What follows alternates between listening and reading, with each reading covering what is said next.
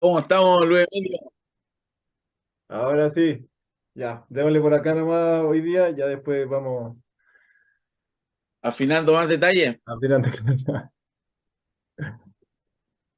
Oye, ¿qué te pareció el video de Byung-Chul Han? Interesante, de hecho, a partir de eso me puse a leer el libro, ¿no? El libro que traigo hoy día y que da perfecto el pase gol para el tema que queríamos, en el que queríamos enfocarnos, que es recreación, ocio, pedagogía del ocio, ¿no? Tiempo libre, que además es su especialidad, pues maestro. Y yo te agradezco que me di este pase gol, porque como te decía, quienes hablan de esta área que se viene a desarrollar ahora, no somos nosotros que deberíamos ser los especialistas, sino que nosotros recogemos estos insumos de estos pensadores. A veces hay colegas que me dicen, oye, qué libro tú me recomendáis en esta área? Y no hay libros prácticamente actualizados, porque tú sabes que esto del ocio ha ido evolucionando en el tiempo y no hay algo específico que te pueda orientar. Y por eso yo escribí un libro en relación a eso, pero yo extraigo esos insumos de estos tipos, porque no son de educación física, sino que ellos están desde la filosofía, desde la antropología, desde el área de las ciencias sociales, pensándolo, pero desde su profesión. Y Claro, nosotros tenemos que ser capaces de pensarla desde nuestra área. desde nuestra, claro. Desde la acción que además también es bastante diverso. Porque una cosa es ser profesor de educación física, ¿no? Otra cosa es ser tecnólogo deportivo, otra cosa es ser entrenador deportivo, ¿no? También es Preparador bien variado físico, nuestra preparador físico, la gente que, animador. animador, la gente que se dedica al baile como profesión, ¿no? Ballet, baile moderno o contemporáneo, como, digamos, el apellido que dentro del baile también hay un montón. Eh, Claro. Son diferentes formas de ver el movimiento humano, finalmente, que también son diferentes perspectivas de análisis frente a este tema, ¿no? Y es un tema interesante, por eso que te agradezco esta oportunidad que podamos conversarlo, porque yo quiero desmenuzarlo un poquitito y bueno, y tú siempre haces preguntas muy buenas en relación, que creo que hoy día me voy a sorprender con varias, porque la idea es que a mí me interesa saber tú qué te interesó, por ejemplo, de lo que hablaba Byung-Chul Han en esa conferencia. Mira, me voy a enfocar porque él tiene un discurso y una línea argumentativa bastante pareja, ¿no? Cuando ya uno lo escucha o lo ve en sus conferencias y lee sus libros, más o menos está claro que su línea va por la crítica al sistema moderno de vida, ¿no? Entonces, déjame empezar por el libro, y que está muy relacionado con lo del video también, y de ahí lo vamos comentando. Entonces, el libro que traje hoy día es La Sociedad del Cansancio, se llama así, es el título, de Han, lo voy a decir Han para no decir el nombre entero. Es un filósofo actual, ¿no? Nació en Corea del Sur, creo, si es que no me equivoco. Y él, Y vive actualmente en Alemania. ya, ¿no? Y es uno de los filósofos más influyentes en este momento, justamente con su crítica al sistema de vida moderno. Y en ese libro él empieza hablando del Prometeo cansado, ¿no? Prometeo en la mitología griega es un personaje, es un titán, ¿no? Semidios, semihumano, que le roba a Zeus el fuego y se lo entrega a los humanos. Es como de El cierta forma fuego sagrado. el fuego sagrado, es de cierta forma un protector de la humanidad, ¿no? Del humano. Para hacer corto el cuento, porque podría durar toda la hora, eh, Zeus se enoja y lo manda a encadenar a una roca y manda a un águila a que le coma el hígado, ¿no? Como es un semidios, no muere y se le regenera el hígado, entonces el águila va todos los días. Entonces tiene un ataque permanente, que es su perdición, ¿no? Finalmente. Porque está siempre lo mismo. Le come, se regenera y está bien, pero le come, digamos, un constante ataque desde afuera, ¿ya? Ese es Prometeo. Lo que dice Han acá en el libro, él plantea la idea del Prometeo cansado, en el sentido de plantear que en la vida moderna ya no hay algo que nos ataca desde afuera, sino que somos nosotros mismos con nuestro hedonismo, egoísmo, ¿no? Con nuestra capacidad infinita de multitasking, de rendimiento eterno, que nos autoflagelamos constantemente, ¿no? Esa es la idea, y por eso te cansas, ¿no? Entonces él empieza a distinguir dos épocas o un cambio de época entre el siglo XX y el siglo XXI, que en el siglo XX está caracterizado por el siglo inmunológico, ¿no? El siglo de Foucault, de Hannah Arendt, de Hegel, ¿no? Con la idea de la disciplina, del deber, o sea, decir no puedo porque debo obedecer las reglas, ¿no? Dice inmunológico porque está caracterizado por los virus y las bacterias en el sentido de todos los ataques vienen desde afuera. O sea, hay un elemento externo que entra en mí, que me controla, que me hace mal, que, ¿no? que me disciplina, es la idea de Foucault. Y, o la idea del esclavo y el amo con Hegel también, Exacto. que básicamente desde afuera viene el control, ¿no? Y en el siglo XXI, en cambio, es el siglo del paradigma neurológico. Es decir, hay una contraposición desde el siglo anterior hasta este siglo en el que ya el control no viene desde afuera, sino que está dentro de uno mismo. Y uno mismo es su propio carcelero, entonces, digamos, en el Hegel moderno, uno sería su amo y su propio esclavo y su propio amo. Que un, de hecho, mira, quiero rápidamente compartir la portada. Ahí está, la portada del libro. Eh, Buenísimo. lo encontré en YouTube, en audiolibro también, por si a alguien le interesa. Yo estoy acostumbrándome cada vez más, a propósito de mi hijo mayor, a escuchar libros que a sentarme a leerlos, porque estoy haciendo varias cosas, como me podría criticar Han en este mismo libro. Eh, Oye, y eso es parte también del autoaprendizaje que tiene que tener una persona, un niño, porque hay gente que aprende observando, viendo imágenes y escuchando, más que, por ejemplo, solamente leyendo, y eso es parte del descubrimiento pedagógico que uno debería enseñarle, porque hay gente que no le gusta leer, pero a lo mejor le gusta ver y escuchar. claro, sí, sí, a mí me pasa. Porque, no sé, estoy cocinando o estoy limpiando o estoy lavando platos o haciendo algo donde no puedo estar sentado y no tengo mucho tiempo. Entonces, la forma de aprovechar eso para leer es escuchar. Entonces, estoy escuchando lo que van diciendo mientras hago otra cosa. Y la gracia también es que puedo, bueno, igual que cuando leo, pero puedo repetirlo las veces que quiera, puedo descargarlo en el celular, puedo, digamos, si estoy en el bus, puedo ir escuchando, en fin, digamos. Eh, Mi comentario estaba dirigido a que también se puede escuchar, ¿no? Claro. Entonces, en el libro plantea el movimiento desde el deber obedecer la norma, entonces no puedo, porque tengo que ser obediente, ¿no? Hasta el excesivo poder de la positividad. O sea, en esta época estamos caracterizados por decir puedo, siempre puedo, un El you exceso de can. yes we can, ¿no?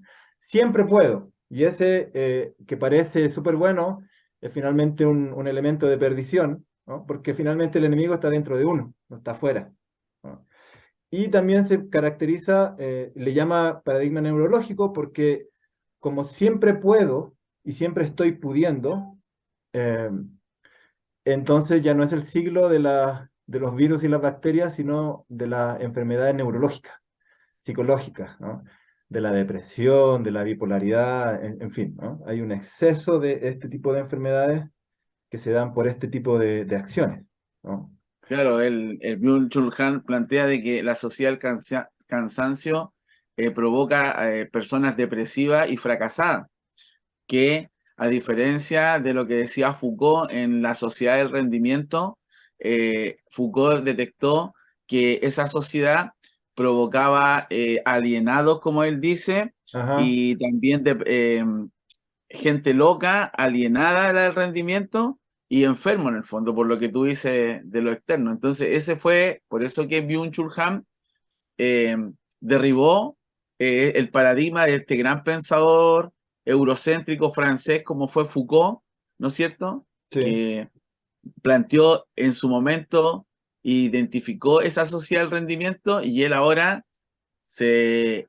voltea y da vuelta este paradigma que estuvo muchos años y plantea de que el rendimiento está ahora pasando de lado y entra con esta sociedad del cansancio que tú dices que ya nosotros mismos nos autoflagelamos.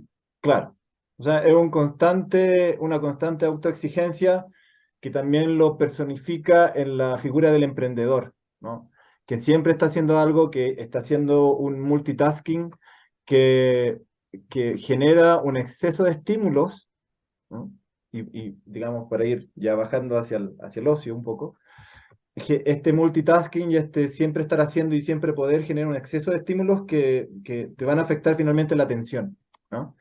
Pero Eh, aparte de eso, Luis Emilio, te lo voy a dar en un ejemplo que ahora se me ocurrió porque lo vi ayer, ujú, que ese emprendedor, más encima, no solamente se enferma porque está constantemente haciendo cosas, sino que no se dan cuenta que muchas veces ese hacer cosas no tiene sentido o no tiene ética.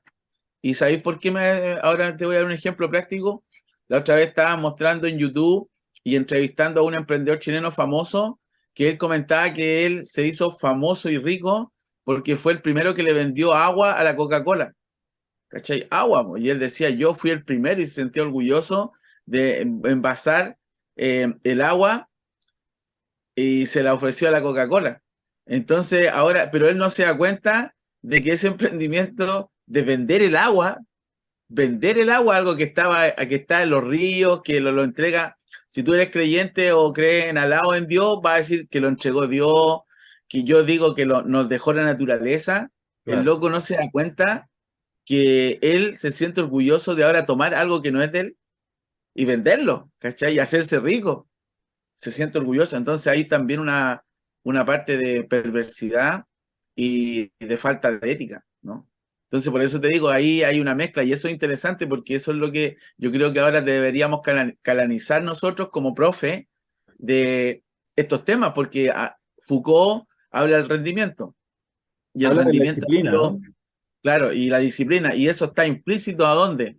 En la escuela, donde hacemos clases.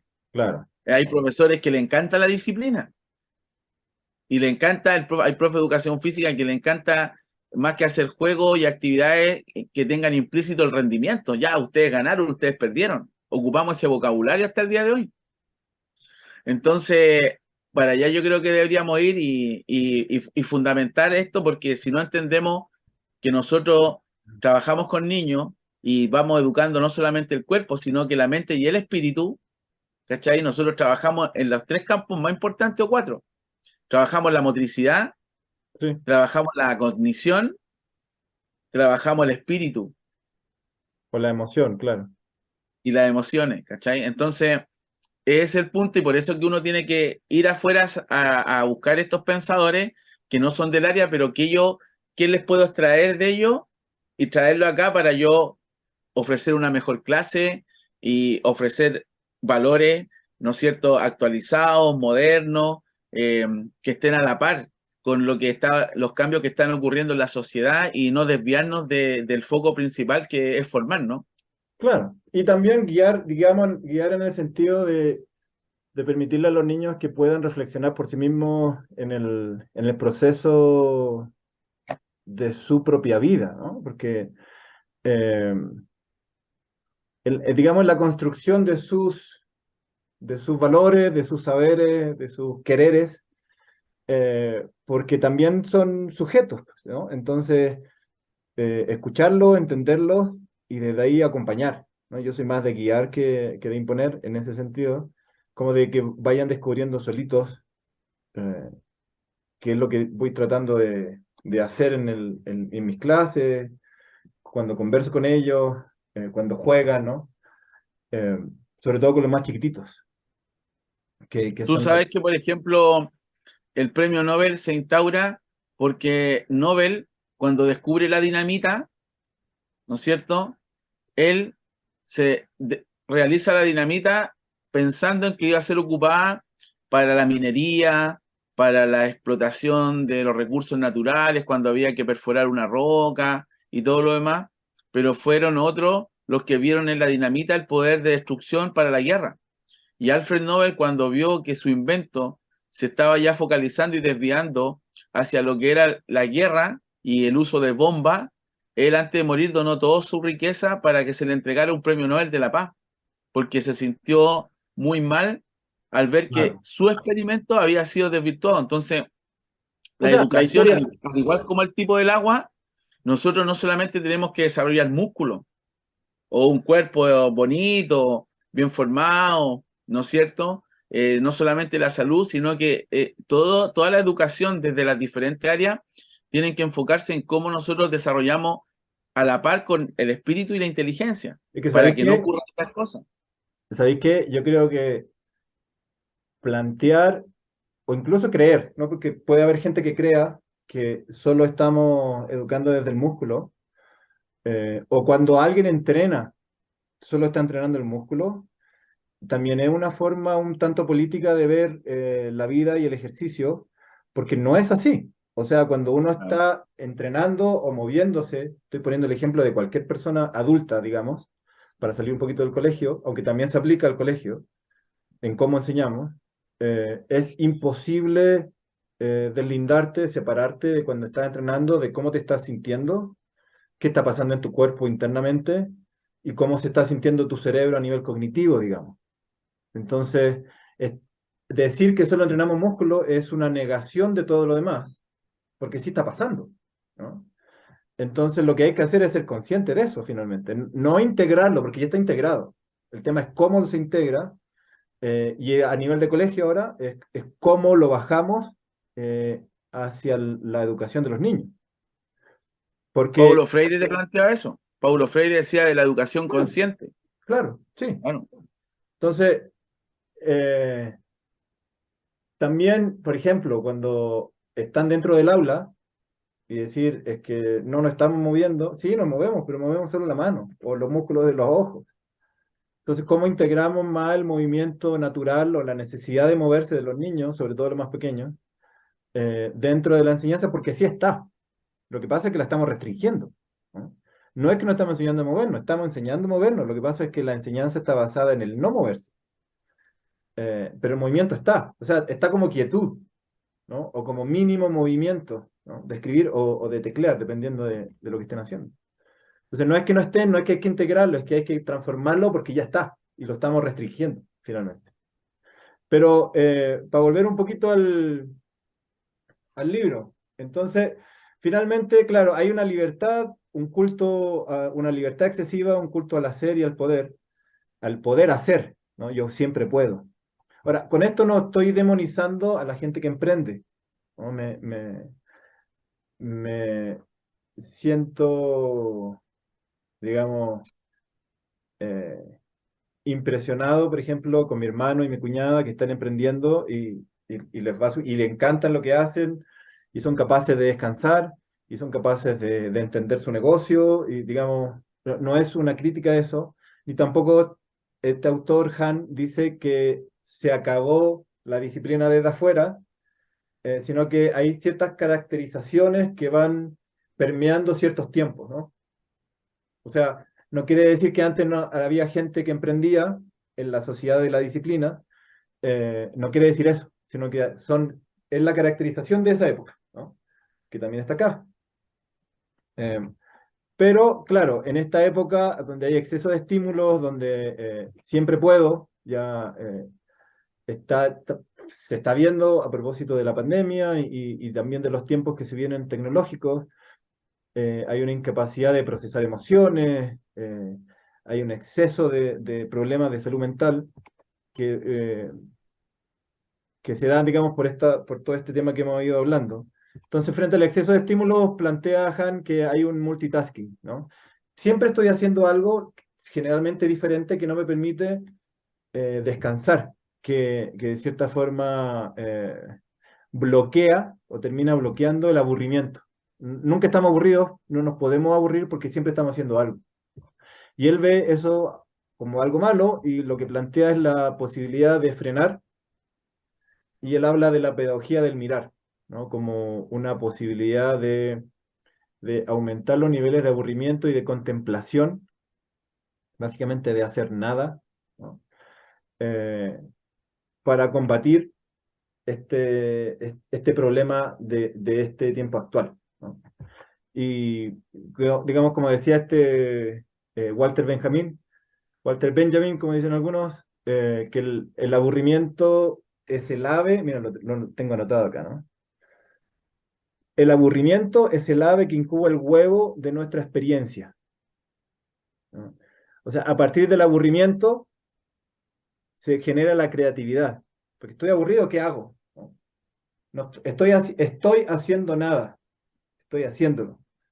Eh, ¿Qué hago? Y de ahí nace la creatividad y de ahí que todas las recomendaciones eh, hacia la crianza respetuosa de niños es, por favor, déjelos que se aburran, ¿no? No le tenga la pantalla todo el día, no le tenga constantemente en una actividad detrás de otra, porque tiene dos opciones: o le pasan la pantalla y está en el computador, en la tablet, en el celu todo el día, o todo su tiempo libre, o salen del colegio y están en el taller de esto, en el taller de esto otro, en el taller de esto otro, en el taller de esto otro, y van por actividad, de actividad en actividad, todos los días, todo el día, y no tienen tiempo para aburrirse, para estar haciendo nada. Y la nada no productiva, digamos, o sea, no es como un descanso activo. Como ya me voy a estar acá, pero voy a estar haciendo. No, es como la contemplación absoluta, el nivel cero de actividad, desde donde nace el aburrimiento, que te da paso a la experiencia, a la creatividad, digamos, a todos estos procesos bien ricos desde la infancia, al menos.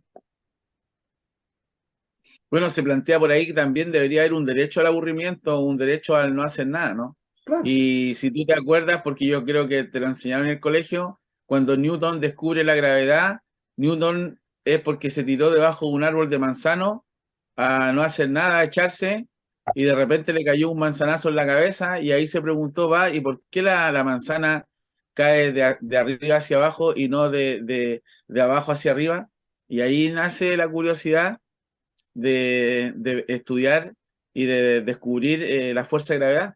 Entonces, como te decía, es interesante el libro porque nosotros los profes, una vez que nos titulamos, caemos en este engranaje de entender la pedagogía como algo que tiene que estar constantemente el niño haciendo algo.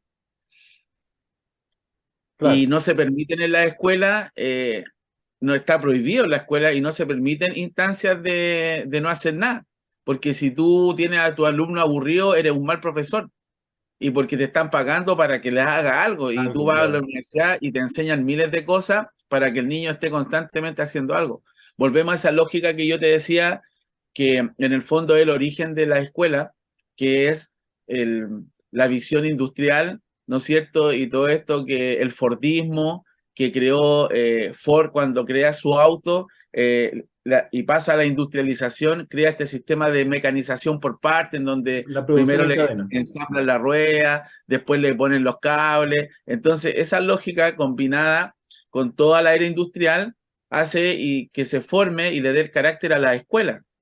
Y en el fondo lo que venimos hablando desde otros capítulos que siempre se van a entrecruzar con esto, es que al final nosotros no estamos formando seres humanos libres, que puedan autodeterminarse, sino que estamos formando ciudadanos que vayan a trabajar, que sean buenos trabajadores. Y el trabajador tiene que producir y tiene que tener rendimiento para producir más. Mira, Entonces, aquí queda fuera la felicidad, el ocio, el aburrimiento, todo. el otro día, o sea, está todo ligado en el sentido de decir, también necesitamos una condición material, económica para subsistir, ¿no? Y eso es una realidad. Lo que no quiere decir que tengamos o que trabajar como máquinas, que es un poco lo que dice Han, que es lo que está pasando ahora, ni tampoco que tengamos que, en el sentido extremo, hacer nada. O sea, me quedo en mi casa, no hago nada y no aporto en nada a la sociedad y, digamos, ninguno de esos dos extremos es lo que está planteando. Pero leía alguna reflexión de alguien que puso en internet a propósito de la gente que tiene dinero y que se dedica al arte. O sea, gente, no sé si rica, pero que tiene una condición de comodidad económica y que escoge dedicarse al arte, entonces no es, él decía, claro, uno lo ve siempre desde que, claro, la gente con privilegio puede hacer lo que quiere, pero acá hacía una reflexión un poquito más profunda en el sentido de decir, mira, cuando alguien tiene dinero y tiene sus condiciones materiales y económicas saciadas y bien cuidadas, escoge dedicarse al arte, ¿no? O sea, el arte también puede ser una forma de dedicación cuando tus condiciones de vida están cuidadas, ¿no? Que era un poquito más allá, porque claro, uno puede enfocarse en el ocio, en el tiempo libre, pero cuando la familia a- está por debajo del nivel de la pobreza, o cuando hay gente lamentablemente indigente, y tiene que trabajar 10 12 horas diarias para poder llegar a tener comida en la casa, ¿no? Tampoco le podemos pedir y exigir y criticar porque no se toma ocio, porque no es ocioso, porque no tiene tiempo libre, ¿no? ¿no? Entonces, la idea es como moverse hacia allá, también pensando en que necesitamos generar condiciones materiales para que todos puedan en algún momento tener la posibilidad. Y eso es lo que pasa en los países más desarrollados, en donde, por ejemplo, se trabaja 7, 8 horas. Acuérdate que están incluso, quieren bajar la jornada laboral de trabajo en días y en horas. En algunos Claro. países quieren llegar a 4 días a la semana de trabajo y 3 días libres, viernes, sábado y domingo. Y en otro a lo mejor terminar a las 2 3 de la tarde y después disfrutar desde ese periodo, y no como a muchos chilenos que trabajan de sol a sol Acá hasta el son día de 40 hoy. horas. Claro, entonces, ¿qué ocurre? Que, y eso va acompañado de que tú aparte le entregues un sueldo que después de las 3 de la tarde, cuando queden libre, puedan ir a andar en bicicleta, poder tener una regia bicicleta con casco, sus equipos deportivos, si quieren Promover el ir a la movimiento. nieve, tener un autito que lo lleven una hora a un centro de esquí con su ropa y sus cosas. Entonces, claro, por eso que el origen del ocio es burgués, porque el trabajo era un derecho que se lo habían ganado los esclavos. Los esclavos trabajaban, ¿cachai? Entonces, en, en Grecia y en Roma, los que hacían ocio era el 1% que gobernaba y que Claro. no trabajaba el campo, y ellos podían dedicarse a las artes, la escultura, la pintura y los deportes. Entonces, Lo que hacía, con lo que la te guerra mencionaba en la reflexión. claro, ¿cachai? Entonces, el ocio es importante y con el tiempo se ha ido democratizando, se ha ido ampliando, pero igual es un término que a muchos les asusta porque si tú analizas, y bueno, y después lo vamos a ver bien porque Byung-Chul Han lo habla ahí, el ocio está implícito también incluso en las religiones, porque Dios creó el mundo y al séptimo día que hizo, descansó. Descansó. Y los judíos hablan del sabbat, es Ajá, decir, trabajan todos los otros días, pero el sabbat no, se descansa. Entonces, claro. y te das cuenta, está implícito incluso en las religiones. Así que es interesante lo que habla Han, y además que él viene con una idea del mundo asiático que poco conocemos, porque este eurocentrismo y anglocentrismo que está incubado en escuela y en el sistema educativo, en la matrix del sistema educativo nacional, hace que nosotros ni conozcamos pensadores chinos, árabes, ni sepamos si los árabes pensaban. ¿Tú conoces pensadores árabes? No, Ya, entonces los árabes no tenían pensadores, no, porque el sistema colonialista europeo nos hizo creer que solamente los pensadores estaban en Inglaterra, en Francia, en Alemania, ¿cachai? Y todos han escuchado de Kant, todos saben de Nietzsche, ¿ah? ¿No es cierto? Y cuando claro. hablamos de las grandes pedagogías Montessori en Italia, de los colegios Waldorf en Alemania, y todo es europeo, pues si ese en el fondo es lo que tenemos que descolonizarnos ya, porque existen otras miradas y otras formas de ver la educación y la vida en el fondo. Claro, o sea, ¿de dónde vienen los números, no?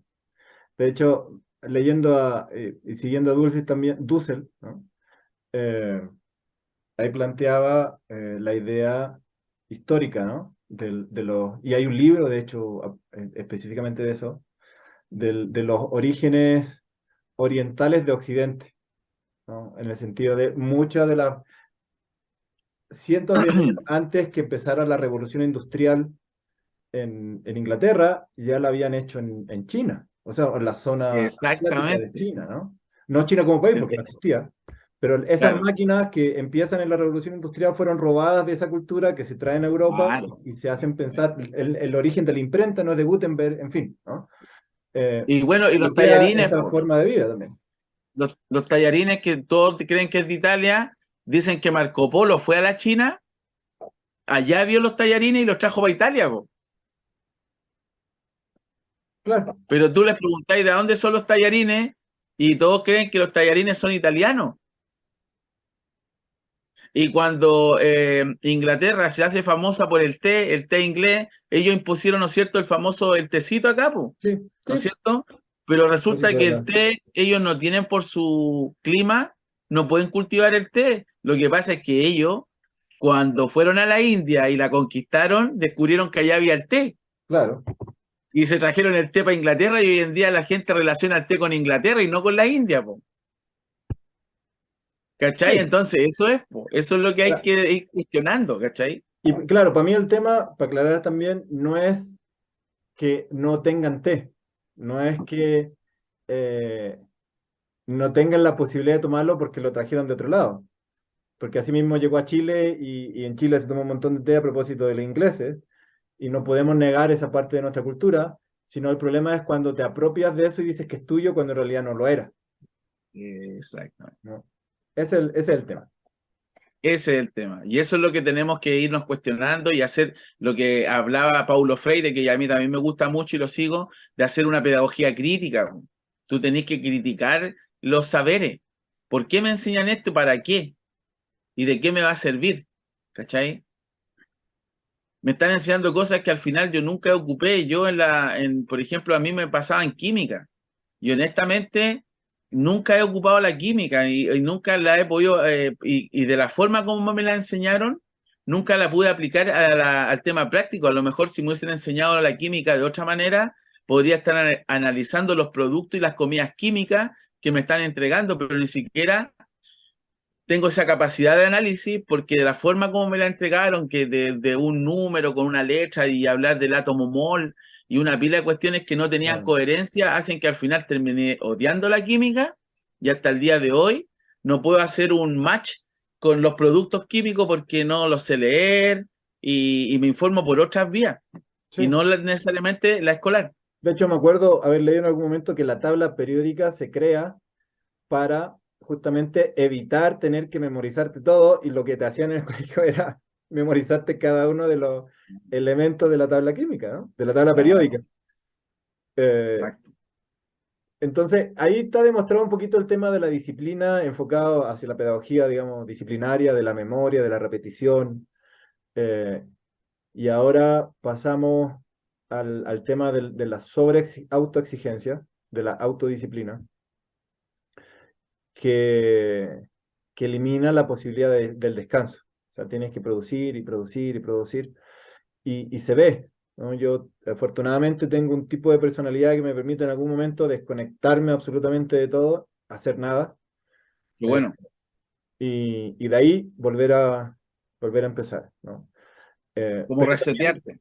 resetearme, claro. Pero conozco gente que no sabe parar, no, Claro. sigue y sigue y sigue y sigue y no descansa y sigue el fin de semana y el próximo fin de semana y como que no hay un momento de contemplación o son muy pequeñitos. Entonces, como que finalmente no paras porque quieres, sino paras porque el cuerpo te obliga. Como estoy demasiado reventado, ya no doy más, ahora paro. ¿No? Y Llegaste a lo ese... más probable es que esa persona, si tú escarbas su vida hacia atrás, su vida ha sido de puro trabajo. Entonces no conoce, por ende, el ocio, ni el descanso, ni teóricamente, ni vivencial o físicamente, ¿te das cuenta? Y ahí está la importancia de nosotros, del profe Claro. de educación O física los en la escuela. niños, o los niños que están siendo sobreexigidos por sus padres sin ninguna mala intención, acá no estoy poniendo maldad o bondad, ¿no? Porque son historias de vida. Yo estoy seguro que muchos papás que hacen eso aman a sus hijos y creen que esa es la forma de guiarlos, o inconscientemente le exigen y Claro. frente a eso los niños internalizan una forma de querer responder a ese amor produciendo, rendiendo. Entonces tienen que sacarte las mejores notas y te quieren sacar las mejores notas y te hacen los mejores trabajos y los más largos, pero es por una presión familiar que no es tuya, que te fue inculcada inconscientemente, insisto, sin maldad, pero que después te genera un adulto ultra rendidor, que no descansa, que se esmera por producir para mostrar finalmente, porque cuando te vuelves adulto, la forma de validarte frente a los demás es rindiendo. Entonces no puedes descansar, porque si no rindes, no vales, ¿no? Que también Claro, tiene que pero ver con eso, los eso procesos lleva emocionales de los implícito, niños que se vuelven adultos. eso lleva implícito una carga también enorme de ignorancia, porque, y ahí está, volvemos otra vez a la importancia del El profe, profesor, claro. porque si volvemos a leer a Byung-Chul Han y a Foucault, en los ambos casos, el rendimiento como la sociedad del cansancio, ¿qué termina siendo de la persona? Un alienado, un fracasado y un depresivo. ¿Te das cuenta? Tiene relación también con el desconocimiento. Hay papás, como tú dices, que por desconocimiento y no tener conciencia, creen que porque el niño, si el niño tiene un 7 es mejor que el resto, porque la nota de alguna manera le dan un valor, un sobrevalor de creer que el niño al sacarse un 7 no solamente inteligente, sino que va acompañado de que es disciplinado, es buena persona, es un niño bondadoso, ¿cachai? O sea, como que el 7 significa todo. Y ahí detrás de eso está implícito una ignorancia, un desconocimiento, y ahí entra el valor educativo, ¿no? Ahí está el valor educativo Claro. de que la gente tome conciencia que al final, si usted le exige a su niño un 7 y que rinda, al final te está provocando una enfermedad. Es como aquellos papás que creen que porque el niño está más gordito es porque tiene comida en la casa y va a crecer sano, porque está alimentado, está bien alimentado. Entonces, el producto inconsciente de ese padre es que mi hijo lo tengo sano, ¿no es cierto? Y bien alimentado porque está gordito. Ese es el producto de que nosotros comemos y en la casa hay comida, ¿no? Claro. O al contrario, si está muy flaco, hay que darle más comida y hay que obligarlo a comer, ¿no? Está enfermo. Está Oye, el cabro enfermo, está se va a enfermo, tan enfermar. flaco. Oye, ¿Te está das flaco, cuenta? démosle comida. Y le vamos metiendo y, digamos, metiendo la comida, que coma, que coma, que coma, que coma, que coma, y matamos la capacidad de autocomprensión del niño, de su propio cuerpo para saber cuándo está saciado y cuándo no, porque tiene que subir de peso, no es que es flaco, está muy flaco, o está muy flaca, tiene que comer, tiene que comer. Eh, y, y frente a eso también matamos el amor de los niños y el entendimiento por la alimentación. Ya no me Correcto, alimento como yo quiero y con los sabores que me gustan digamos, creo un hábito de alimentación saludable, sino hay que llenarse. Y correcto. mientras más calórico, y no importa si tiene tanta grasa o si es un alimento demasiado procesado, porque así se llena más rápido, ¿no? Que también pasa. Y Nos está finalmente quedando un minuto para el primer bloque, queda un atento. minuto y medio, y de ahí Sí. De el, ahí presento yo el libro que traje para que no quede cortado. ya, y de ahí matas el hábito alimenticio adulto. ¿No? Ya no quiero, o sea, ya estoy aburrido porque en algún momento de la adolescencia ya te aburriste de que te metas la comida en la boca y entonces ves la alimentación y la comida como algo negativo, lo asocias con eso, ¿no? Y también yo he visto a niños que, que lloran o están tristes porque sus papás les exigen mucho. Es que, profe, si no me saco un 7 o un 10 acá, mi papá se va a enojar conmigo. ¿No? Porque entonces ahí también invito a los adultos, ¿no? A que se relajen un poco, porque no es solo los niños, también es bueno que los adultos nos relajemos para que podamos entregar un relajo a los niños en ese sentido, a darles un tiempo y su espacio de niños, y no imponerles una presión adulta que ni siquiera nosotros entendemos muchas veces. Voy a, Estamos casi listos, así que sí, si queréis parar un ratito para continuar la segunda parte. sí, voy a parar ahora.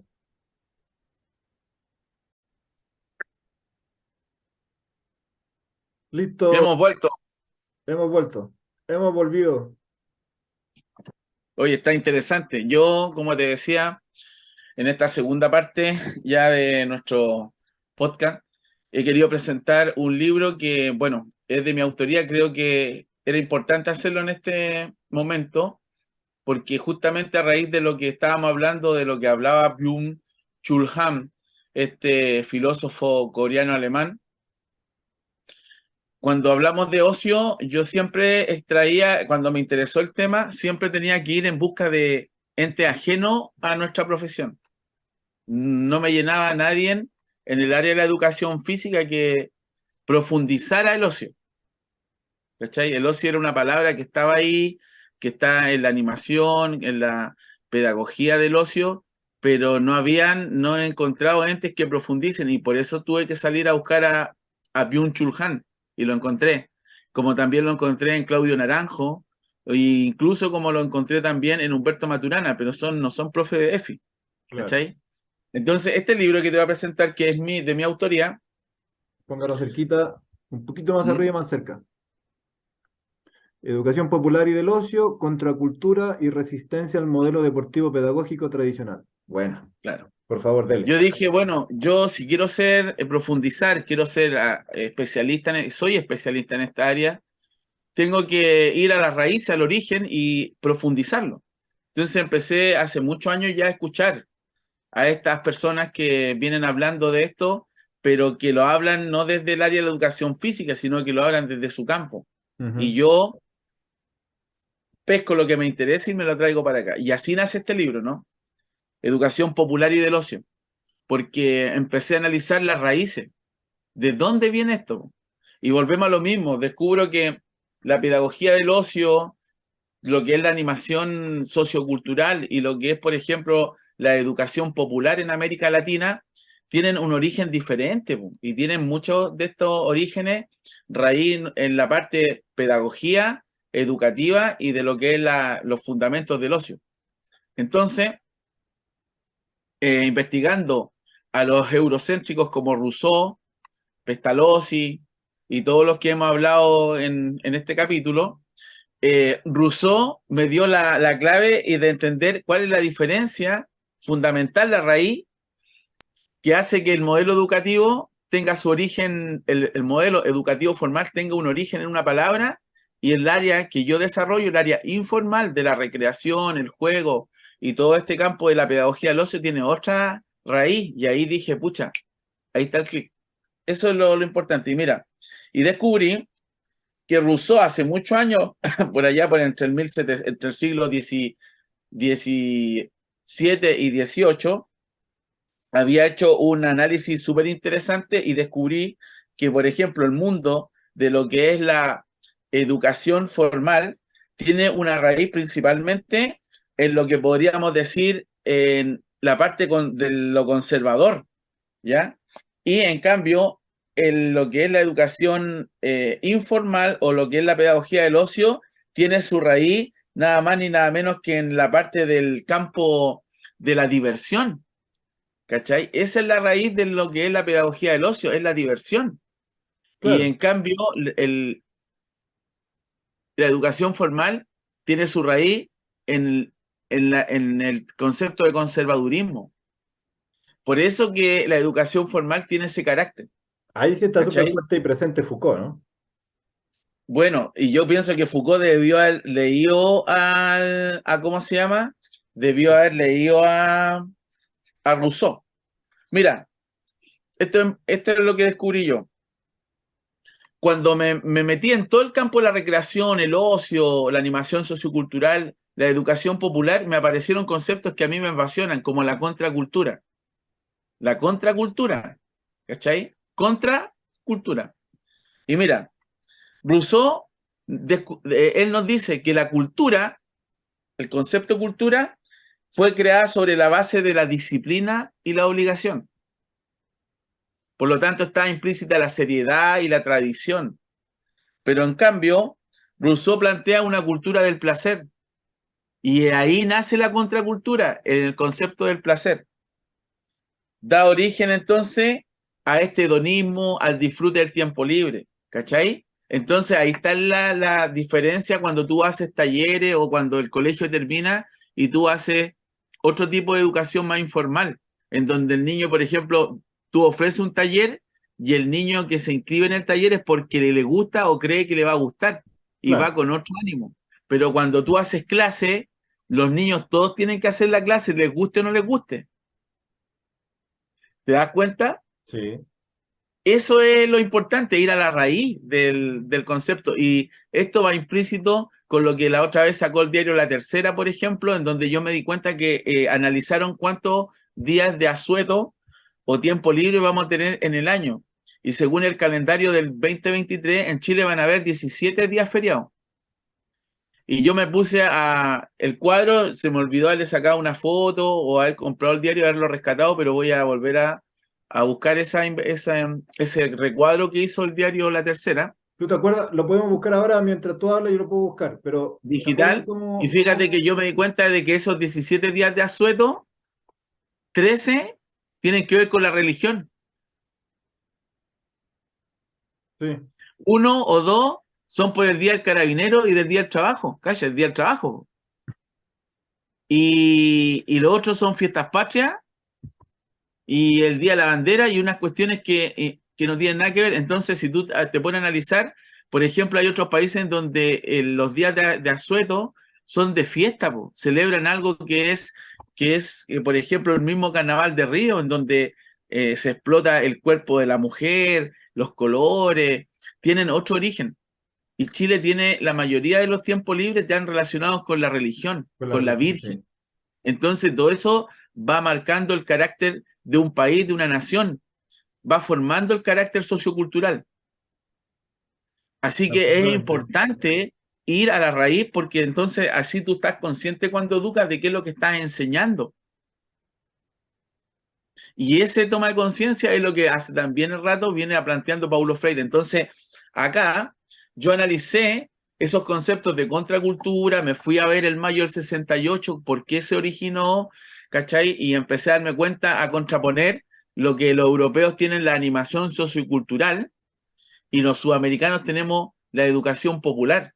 Y ahí me di cuenta que, por ejemplo, el concepto de educación popular latinoamericano tiene un calado más profundo ideológico que la animación sociocultural europea, porque la animación sociocultural europea nace de la mano de los ateneos, de los centros culturales, y tiene un origen más bien de poder levantar el carácter y el ánimo de su sociedad después de posguerra, después que tuvieron la Primera Guerra Mundial y la Segunda Guerra Mundial, en donde los pueblos estaban destruidos, aparece la cultura y la animación para levantar el ánimo.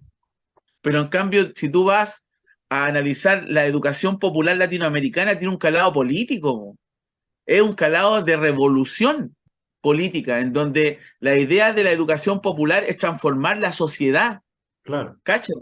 Entonces te das cuenta, y muchas veces nosotros en la universidad nos hablaban de la animación sociocultural y era todo europeo, y los libros, ¿quién los escribía? Los franceses, eran libros españoles. ¿Y qué pasa con la filosofía y los saberes que tenemos en Sudamérica y que tienen un mayor calado de profundidad? Y ahí, como tú bien planteas, aparece Dussel, Grofowen y varios otros pensadores latinoamericanos que ya no están planteando la famosa epistemología del sur, es decir, oye, rescatemos lo nuestro, mo. ¿Qué pasa? ¿Cómo vamos a seguir hablando de los griegos y los romanos? Y Claro. ahora pasamos, ¿no es cierto?, a esto que yo te estoy invitando y invito a los colegas, que tenemos que avanzar hacia el ocio, pero avanzar hacia nuestro ocio. Y eso es lo que yo estoy tratando de descubrir, por ejemplo, en los Aymara y en los mapuches, que también tenían su ocio.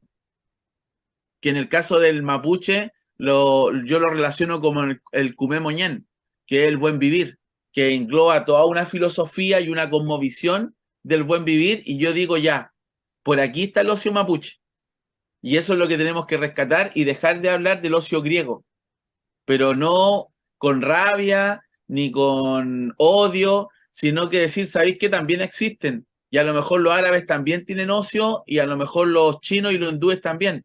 Conozcámonos, pero apreciemos el ocio que tenía nuestra gente y nuestro pueblo, ¿cachai? Claro. Así que yo invito a la gente interesada a buscar mi libro, a leerlo, porque el libro está enfocado y lo planteé para hablar desde el profesor de educación física a sus colegas. Oiga, yo leo, tengo varias cosas que estoy tratando de ordenar acá en la cabeza. La primera, antes que se me olvide, lo voy a retar en el sentido de un reto, de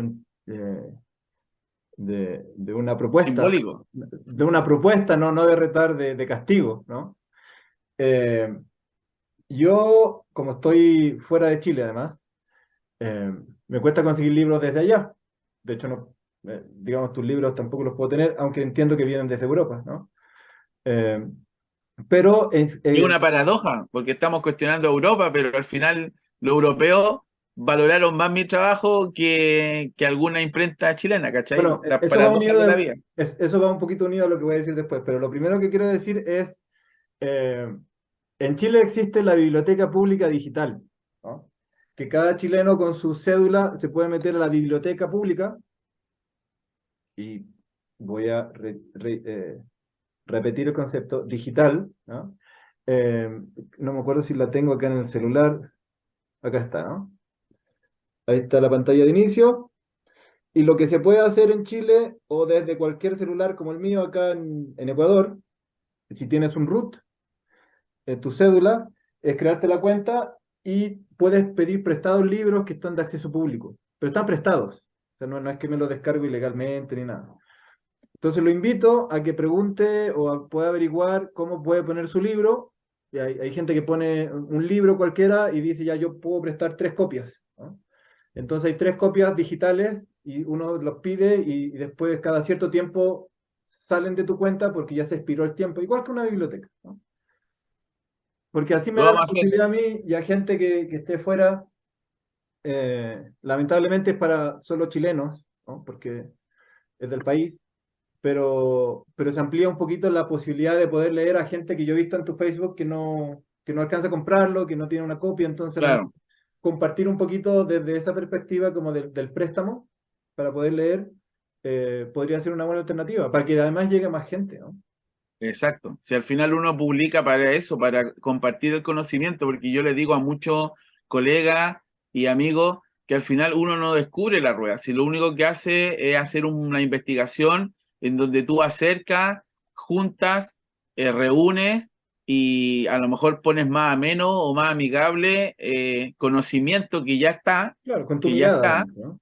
pero que por lo menos tú le dices, mira, aquí yo te la entrego de otra manera para nosotros, para los profes de educación física, qué es lo que debería ser lo más importante, ¿cachai? Y seleccionáis áreas, temas, capítulos, y esa es la idea en el fondo, ¿no? Pero que al final a mí ya me aclaró y por eso estoy en esta parada tan, para mí tan sólida como educador, porque descubrí las raíces de lo que es nuestra formación no solamente pedagógica, educativa, sino que desde la educación física.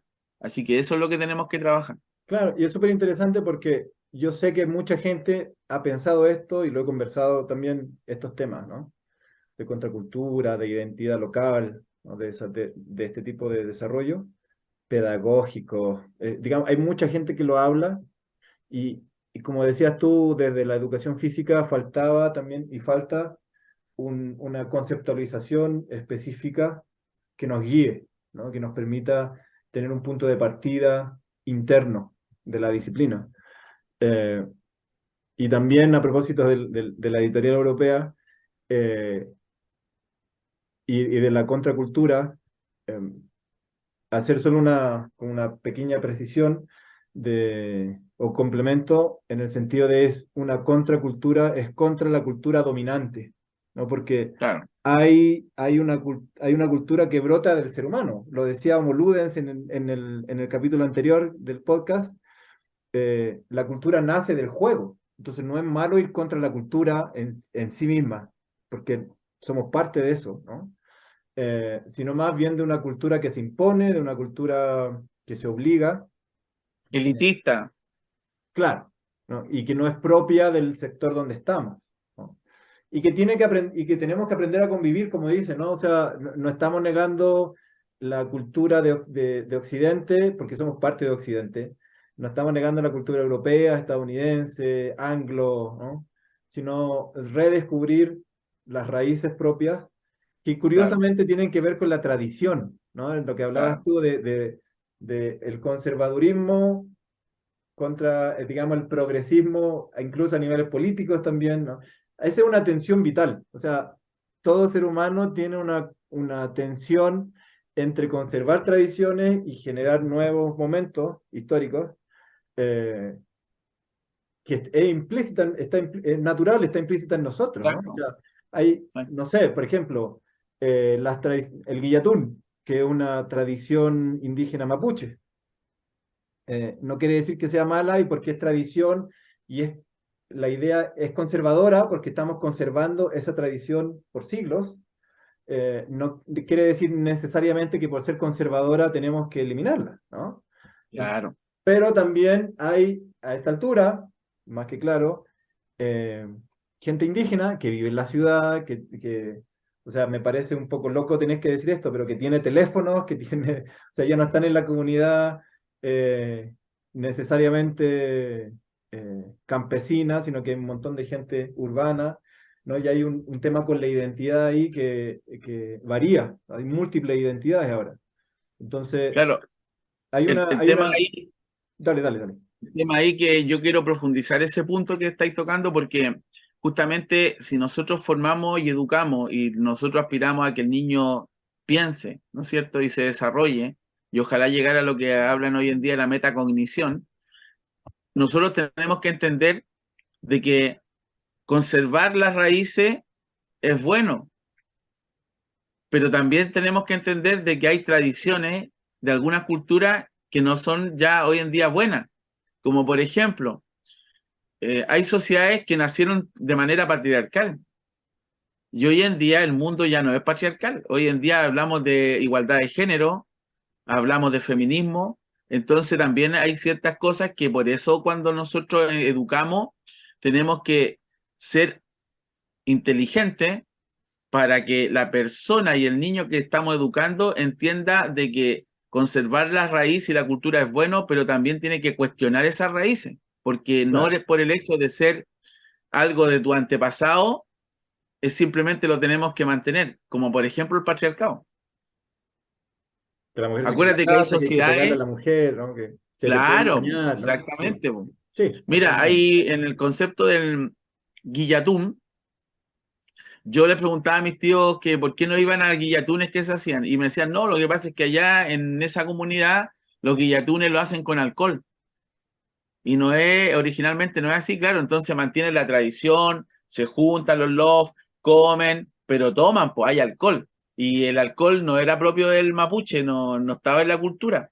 Entonces, también a veces esa ignorancia lleva a modificar, a querer ir a tus raíces, pero más encima tú les vas agregando cosas que no corresponden. Entonces, ese es el cuestionamiento que yo creo que incluso nace de la contracultura. La contracultura en un momento dijo, ¿y por qué la gente para solamente ver arte tiene que ir a un museo?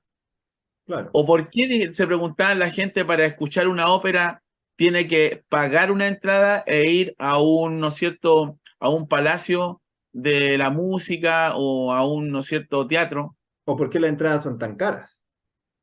¿O por qué simplemente hay que pagar? Claro, Si tú te das cuenta, cuestionaron primero porque en un teatro no caerán 800 personas. Ya está ilimitando la entrada, no puede entrar cualquiera. Después, aparte de eso, de la cantidad de personas que pueden entrar, le agregas un valor a eso.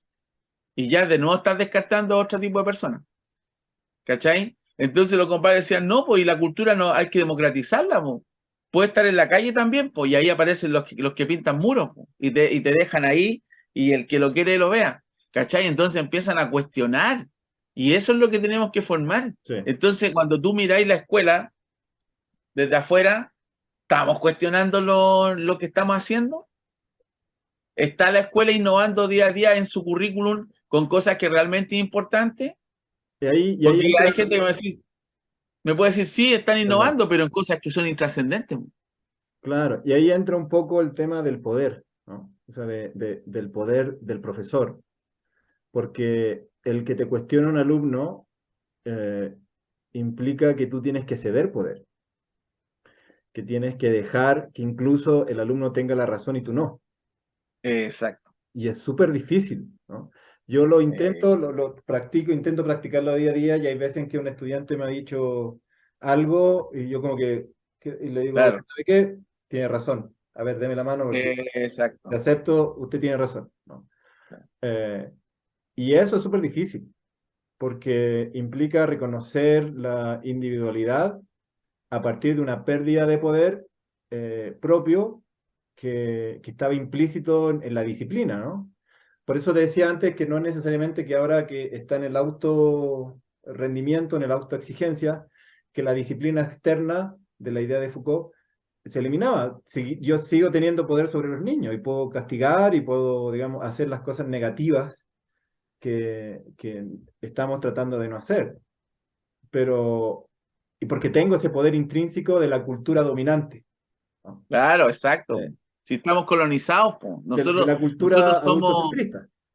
exactamente y eurocéntrica y adultocentrística. ¿Por qué? Porque en mi libro, por ejemplo, yo descubrí que la educación que hemos recibido, tú, yo desde el colegio, el kinder, la enseñanza media y la universidad, es eurocéntrica. Y cuando yo digo eurocéntrica, no estoy definiendo solamente el concepto de dónde está ubicada, de dónde viene, de Europa, ¿no? No está solamente implícito eso. Yo descubrí que cuando yo hablo y digo que nosotros estamos colonizados por Europa con una educación eurocéntrica, está implícito en ello, que viene adentro de eso el patriarcado, viene implícito el racismo, porque es una educación blanca, Ujú. está implícito una doctrina religiosa, es cristiana, está implícito en el eurocentrismo el positivismo, porque Claro. está radicado en lo que es la cuestión el positivismo tiene que ver con la investigación, con el racionalismo, ¿no? Con los números, es decir, con lo científico. Que lo No admite cuantificable. la espiritualidad, no Claro. admite al chamán, ¿cachai? El positivismo y racionalismo admite lo científico, aquello que se puede comprobar. Por lo tanto, toda la cultura indígena nuestra está afuera. Y de hecho, incluso me provoca un poco de ruido la idea del chamán, porque en realidad son los médicos de las culturas a las que pertenecían, pues, ¿no? Exacto. ¿Cachai? Más encima es epistemicida. Cuando hablo de eurocentrismo es epistemicida. ¿Por qué? Porque nos impusieron su lengua.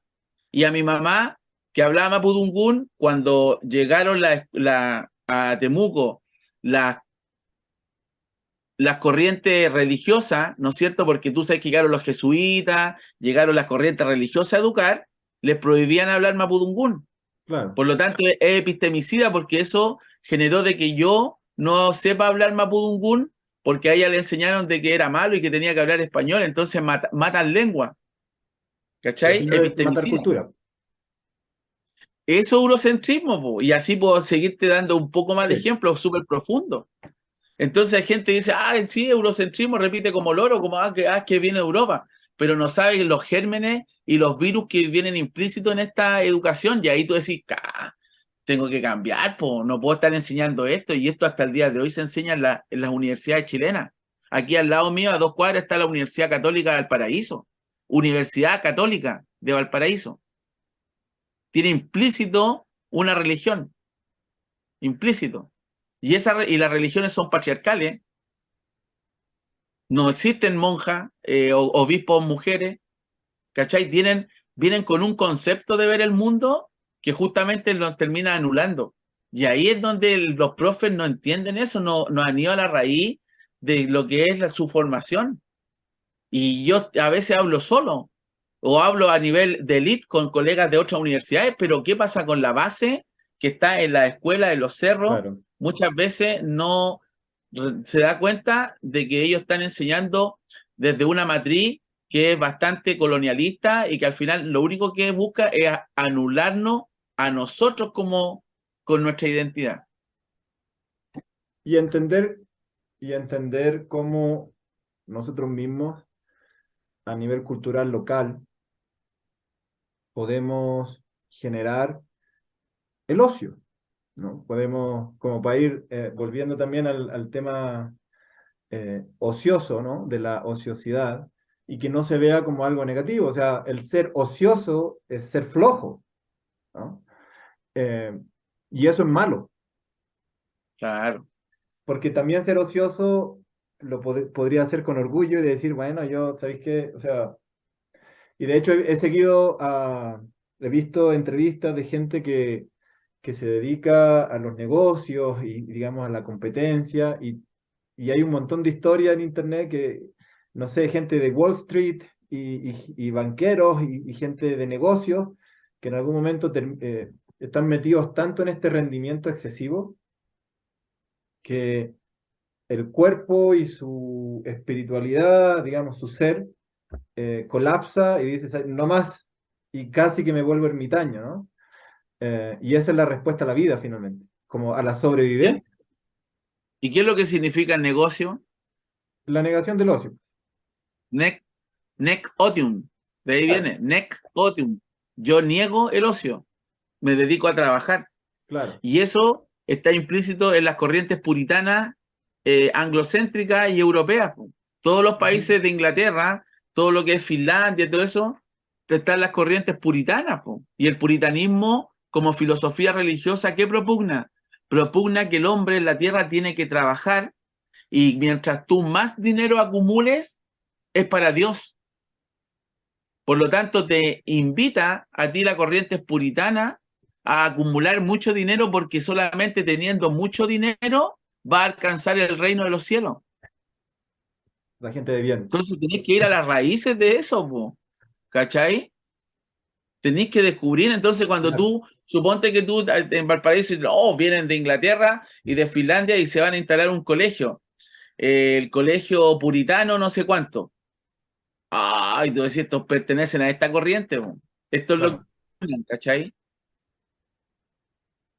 Ahora, mira, yo no soy indígena, soy mestizo, debo tener alguna raíz indígena en algún lado por seguro. Todo, todo. Eh, pero, por ejemplo, acá en Ecuador, que es donde he estado en los últimos 10 años, digamos, trabajando, eh, con alguna estadía en Estados Unidos, pero lo que he aprendido, sin ser experto, lo que he aprendido desde la cultura de la nacionalidad guaraní en la Amazonía, es justamente el tema del que hemos estado conversando. O sea, es una cultura súper libre, eh, en el sentido de la libertad individual y de decidir realmente qué hacer, ¿no? Que tiene mucho apego al ocio, al tiempo libre. Eh, Cuando salen a cazar, porque son cazadores, estamos hablando de la Amazonía, ¿no? Cazadores recolectores, me imagino. Sí, ahora un poco más eran, claro, se movían bastante cada cierto periodo de tiempo, antes del contacto con la sociedad occidental. Ahora ya están, digamos, en comunidades. Ellos fueron contactados, digamos, a finales de los 50, a principios de los 60 del siglo pasado, pero no es tanto tiempo, comparado con otros pueblos de 500 años, ¿no? Eh, por misioneros evangélicos. Y ahí había ahí todo un tema, porque en la Amazonía acá en Ecuador, el tema económico principal es el petróleo, como en Chile es el cobre, y el petróleo está en la Amazonía. eh, y que además es la zona más biodiversa del mundo, en Ecuador, hasta el momento, ¿no? Se la pelean entre todos los países amazónicos, pero hasta el momento entiendo que está en Ecuador. eh, y eso se da en suelos indígenas, o sea, que estaban cuidados y no cuidados como guardianes, sino que la gente que vivía ahí por cultura, por, por convivencia, lograba proteger y, digamos, no explotar, básicamente. No proteger porque no estaban conscientes de la explotación externa, pero era no explotación, de su ambiente por una cuestión de sentido común. ¿Para qué voy a explotar donde vivo, no? ¿Para qué voy a destruir donde vivo? Pero claro, con la anexión o con el... Acá llegó el Instituto Lingüístico de Verano, tratando de traducir la Biblia a los idiomas indígenas, los contactan, los llevan a un protectorado y justo, coincidentemente, en el momento que reúnen a esa cantidad de personas, que eran más o menos 500, que tenían un territorio gigante, los traen a un lugar específico y ahí, por detrásito, se meten las petroleras, ¿no? Y hay una tensión histórica importante, pero culturalmente, eh, están muy apegados al tiempo libre, al ocio, ¿no?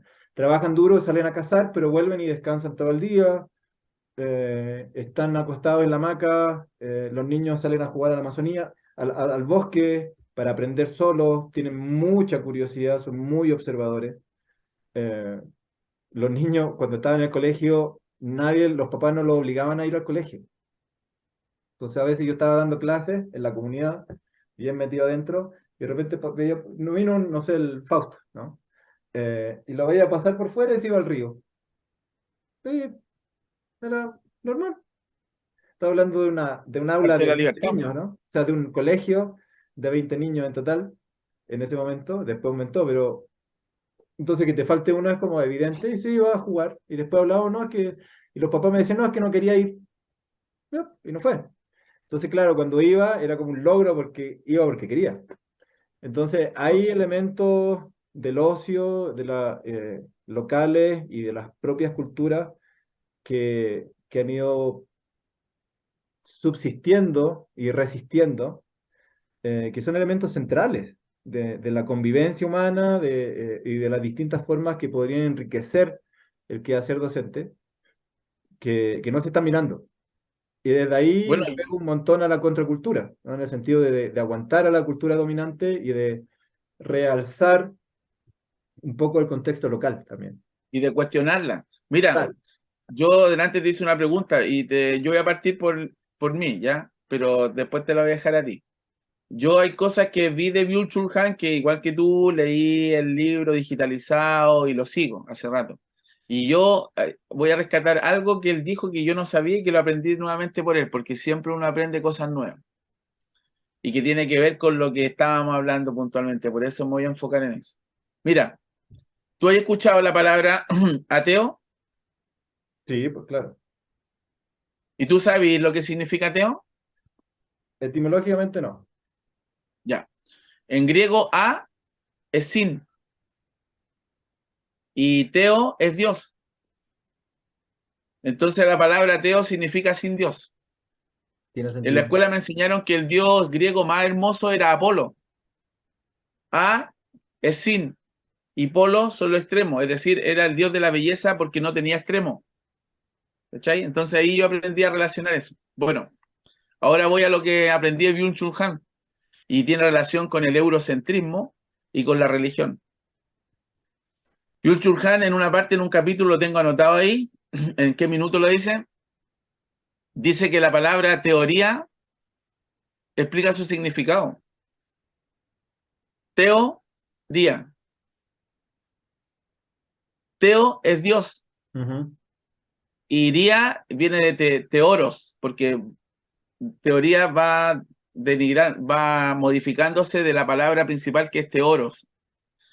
Y es mirar hacia Dios. Cuando nosotros hacemos, bueno, tenemos esta teoría y bueno, usted tiene que defender esta teoría, está implícito el eurocentrismo y el cristianismo, porque al final la teoría de la que hablamos en las universidades viene de nuevo de los conceptos de las corrientes cristianas, que viene de los jesuitas y de todas estas corrientes, ¿no es cierto?, como te decía, religiosas, que en el fondo cuando hablamos de la teoría de algo estamos mirando hacia Dios, todo está enfocado hacia el cristianismo. Si eso es lo que la gente tiene que entender, hay muchas cosas que nosotros hablamos que vienen impuestas por las corrientes cristianas. Y cuando tú me dices, por ejemplo, por qué los jesuitas, como la película La Misión, los jesuitas llegan hasta el fondo del Paraguay a conquistar a los indígenas, y por qué acá llegaron, ¿no es cierto?, en Temuco, en Gualmapu, en el Gulu Mapu, a las corrientes cristianas a educar, es porque yo descubrí en mi libro que el cristianismo tiene un objetivo, y lo plantea ahí un doctor mexicano, García, que está en YouTube, que una de las misiones que tiene el cristianismo es ir a conquistar el mundo. Por eso que salen y se meten, tú vas a Chiloé y en una isla grande hay una iglesia, hay dos casas y hay una iglesia. Y Europa está llena de iglesias porque el origen del cristianismo es salir a conquistar el mundo. Y como un método de conquista vieron en crear escuelas para adoctrinar a los niños desde pequeños. Claro. La Entonces ahí traducción de la Biblia, ¿no? tú te tienes que Lo que pasó preguntar acá. por qué en Chile la mitad de la educación es es de origen cristiano, po. Tenéis los salesianos, Seminario San Rafael, las Jesuita. monjas pasionistas, los Sagrados Corazones. Y ahora viene la otra pregunta, ¿y por qué? ¿Por qué educan los curitas si ellos estudian para Dios, estudian la Biblia? ¿Qué tiene que ver la religión con la pedagogía? Y ahí está, pues si uno tiene que empezar a mover, a escarbar la contracultura, ¿no? A decir, bueno, pero ¿y qué hacen estos locos? Si tú pescáis el seminario y la formación del cura y lees la Biblia, pues ¿en qué parte hablan de las teorías educativas, de la pedagogía anarquista? ¿En dónde hablan de Montessori? ¿Y por qué tienen escuelas y las dirigen? ¿Cachai o no? Entonces te va formando el carácter de un país Sí. porque están metidos en el 50% de la educación, pues si la mitad de este país es una educación pública y la otra mitad está en manos de ellos, pues. Y hay una universidad aquí que es de ellos. Entonces, vamos cuestionando, vamos moviendo esta cosa, vamos dándole vueltas si esto no es tan inocente, ¿cachai? No es tan Ujú. inocente. Así que ojo con eso porque yo aprendí de Byung-Chul Han la palabra teoría, po, y no tenía idea qué significa mirar hacia Dios, po. Teo, Díaz, de Teoros. Miremos hacia Dios. Entonces aquí estamos siempre en base a un modelo cristianocéntrico, como se dice. Cuando el mundo hoy en día es ateo, casi más del 50% de la población mundial no cree ni en Dios, ni en Alá, ni en ninguna otra doctrina, pero ellos dominan la cultura. Mira, ¿Cachai? voy a parar acá y volvemos porque ya quedan 3 minutos y no voy a alcanzar necesito un poquito más de tiempo para comentar. Pero ya con esto después vamos a ir terminando. Sí, po. Pero Dale, cortemos y volvemos de una.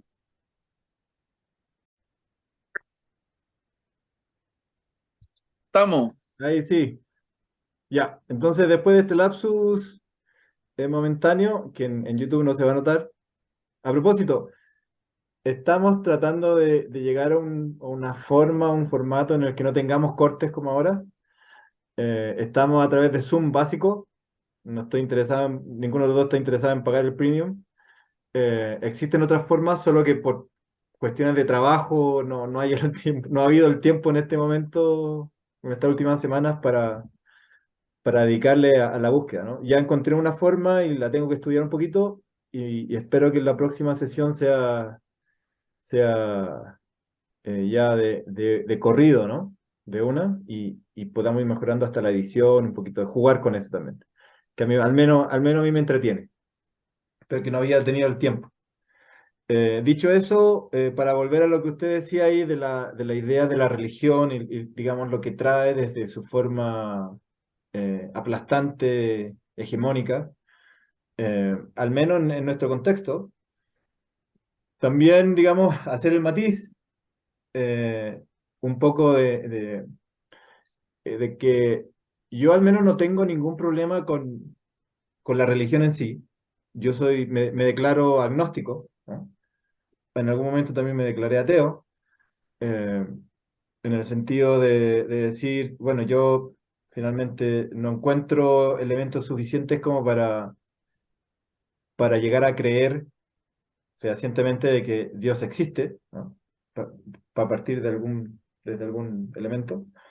Eh, pero no tengo ningún problema en que tú quieras creer o que cualquier persona quiera creer que existe, ¿no?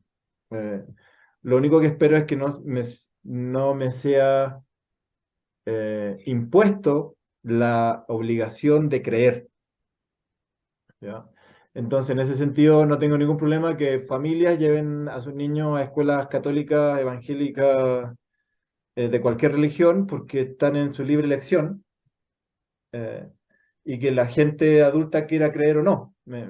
En realidad me da lo mismo, porque no es algo que me preocupe. Sí encuentro que fue un avance histórico el haber pasado de un estado religioso a un estado laico, históricamente hablando, que ahora podamos hablar de eso y que la religión no esté metida directamente o, claro, directamente en la toma de decisiones, aunque está implícitamente muchas veces, ¿no?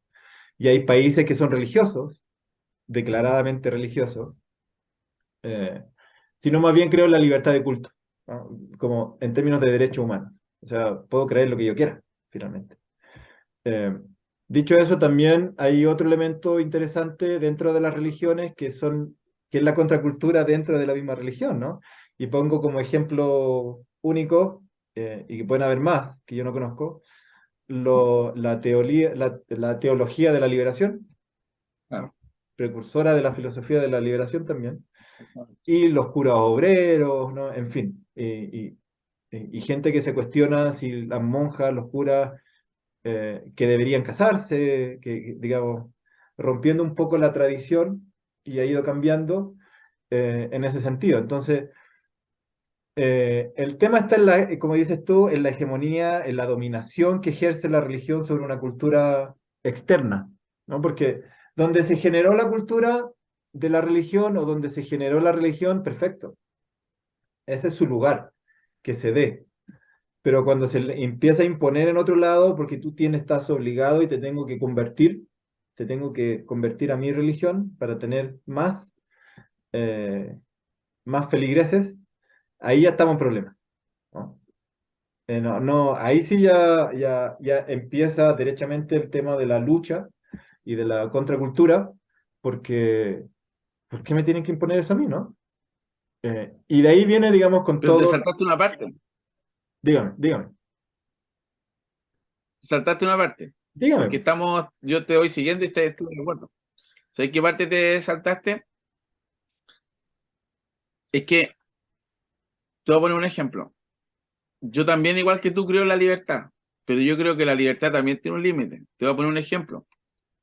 Yo te dijera, oye, aquí en Valparaíso y Chile va a aceptar que los nazis y las corrientes nazis, que son políticas, y también un grupo de terrorismo, de pedófilos, van a poner su escuela, A propósito de esas van tesis a que desarrollar su aparecieron, línea de pensamiento. sí. ¿Hasta dónde llega la libertad?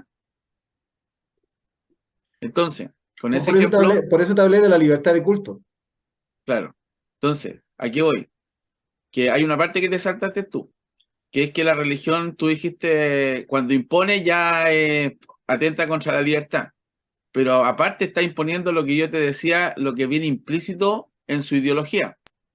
Y en la religión va, por ejemplo, implícito el patriarcado, porque Dios es hombre y porque los curas son hombres y porque las Ujú. mujeres no acceden a cargos de poder. O sea, no solamente es para mí el hecho de que te impongan y te quieran imponer una religión, sino que más encima la doctrina que ellos promueven viene implícito con el patriarcado. Y es algo que se está cuestionando. Entonces, eso es lo que tenemos que darle vuelta, Por ¿no? supuesto, por Eso, supuesto. ahí Por te eso la te dejo, te la decía dejo ahí. que también hay religión las religiones tienen su propia contracultura porque hay mujeres, para ser un poquito más específico, que son religiosas y que no están de acuerdo con eso, por ejemplo, ¿no? Claro, Con el tema del patriarcado. Yo tampoco, por si acaso, ¿no? Intento limpiarme de todo machismo y de elementos patriarcales y el tema es, digamos, no negarlo, no lo niego, debo tener esos elementos también, pero trato de ser consciente y cambiarlo. claro. A lo que me refería es que también las religiones tienen su propia contracultura en ese sentido, ¿no? O sea, yo no puedo decirle a alguien no crea en eso porque es malo.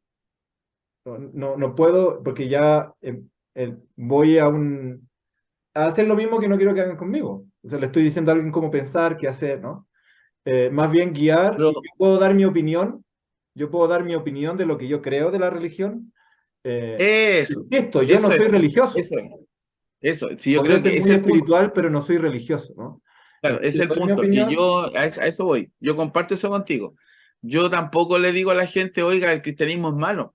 No digo eso. Simplemente, pero sí yo, con el saber que tengo, le puedo decir, oiga, usted es cristiano y por lo tanto imagino que usted sabe que usted están apoyando corrientes patriarcales. ¿Cachai? Ah, ¿por qué? Porque bueno, porque Dios es hombre y porque ustedes no aceptan en la jerarquía de la iglesia mujeres. Me imagino que debe haber patriarcado en ese sentido. Y no le estoy diciendo que es malo, pero le estoy poniendo en cuenta de que hoy en día ya eso va en involución. Ahora es él. el que tiene que decir, de Claro, verdad. Mm. Y le puedo perfectamente decir, ¿y usted es cristiano? Sí. ¿Y qué le parece que el Papa viva en la riqueza y en la abundancia? Cuando en la Biblia y de acuerdo a lo que yo he leído, y yo tengo origen católico, me eduqué en escuelas católicas, eh, Dios propugnara de que la igualdad entre los hombres, y no le estoy diciendo que son malos, capitalistas perversos, pero le estoy cuestionando, haciéndole conflictos cognitivos claro. para que él libremente diga, ya no me convence mucho esta religión. O, O también aceptar que simplemente no dice eso y él sigue creyendo y sigue siendo religioso, claro, pero con una claro, mirada más exacto, crítica. claro, exacto.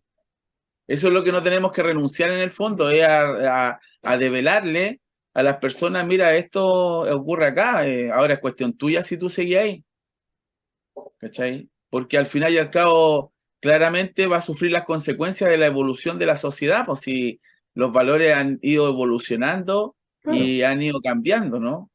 Ya sea para bien, la idea es que nosotros propongamos desde la educación innovaciones en esas materias que sean para bien, porque por ejemplo estamos claros que el machismo provoca violencia, ¿no es cierto? No, es desigualdad. En una casa el macho es el dominante, el que la lleva, el claro. que abastece, el que dice la última palabra.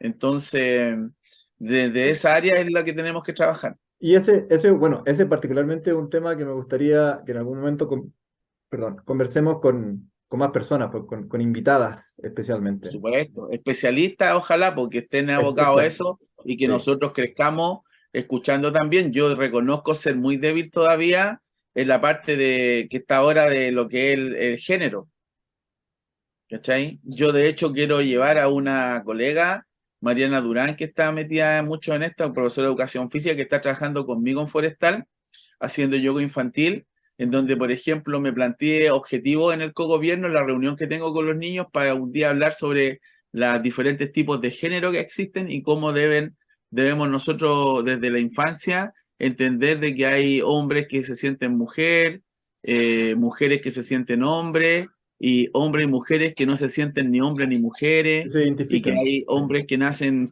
fisiológicamente con un pene, pero que se quieren llamar Francisca y se quieren vestir de mujer, ¿cachai? Esas cosas son nuevas, po, y hay que hablarlas, y hay que hablarlas desde la infancia, y me gustaría que alguien me enseñara a hablarlo y primero a entenderlo, para después poderlo hablar y adaptarlo a los niños de 5 6 7 8 años, desde con los que yo estoy trabajando hasta 14. claro. Y también está otro tema relacionado con eso, que son los estereotipos del cuerpo y los estereotipos de género entre niños y niñas, ¿no? Cuando el correr como niña, ¿no? El lanzar como niña, digamos, ver al tema de femenino como algo menor, de menor poder, de menor capacidad, ¿no? Como algo negativo, que también es interesante conversarlo en algún momento desde la educación y en general, pues, ¿no? Como un panorama humano que se está tratando o sea, que está avanzando bastante, pero que también es bueno conversarlo con más personas, con Genial, expertas. genial. Pero yo creo que hoy día hemos hecho un tremendo programa porque me permitiste poder hablar lo que yo necesitaba decir, y esto ya va a quedar registrado, y lo que te decía un momento, democratizar un poco estas conversaciones que siempre fueron del ámbito burgués, que siempre hablaban las élites desde un espacio que a uno desconocía o te era ajeno, y invitar a la gente, a los niños, a que hagan sus propios podcasts y los lancen al mundo, y poder abrirnos y escuchar programas diferentes, con personas diferentes y con miradas que son diferentes y que son tan válidas como las que por mucho tiempo la cultura dominante de la televisión y de las masas medias habían estado implantándonos e imponiéndonos desde la TV abierta y desde las radios Claro. que ellos tienen, po, son dueños. Sí, sí, así es que ya con esto ya acabamos. Me encantó idea. Se alargó un poquito más, pero creo que valió la pena. Exacto. Y de ahí vamos conversando en la semana para el próximo capítulo. Yo le paso la pelota a usted ahora para que, si a usted le apasiona un tema, si tú quieres tocar un tema tuyo, que tú te sientáis cómodo ahí, como Maradona o como Pelé, la quiera dominar, usted me avisa y yo ahora le dejo ese espacio para que yo reviso, me informo sobre lo que usted quiera hablar, pues, colega Emilio, y le damos de nuevamente en otro capítulo que está bastante interesante. Yo quiero mandar un saludo a toda la gente que nos ha estado apoyando, Sí, que se ha sumado al canal, da su like y se suscribe.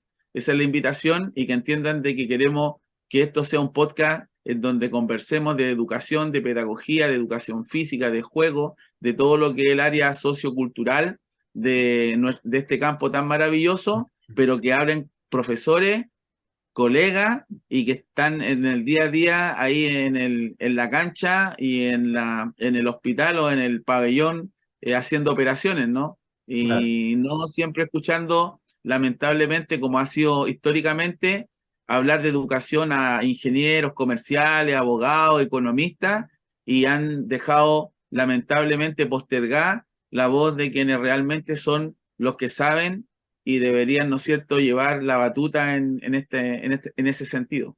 Sí, sí, en realidad, eh, claro, agradecer a la gente que está mirando, que ojalá compartan también con más personas. eh, y este podcast al final es, si le gusta jugar, si usted se mueve y le gusta moverse, es para usted, ¿no? Y ojalá después se van agregando comentarios para poder conversar sobre eso.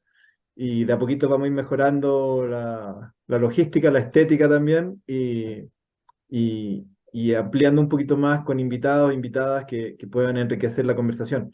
Ya tengo un tema, te lo voy a decir después para no decirlo ahora, pero ya estoy claro más o menos de cómo podría seguir esto. Así es que, Peñi, nos estamos Veo que viendo. hay algo. Veo que hay al Peñi. Nos comunicamos luego por interno.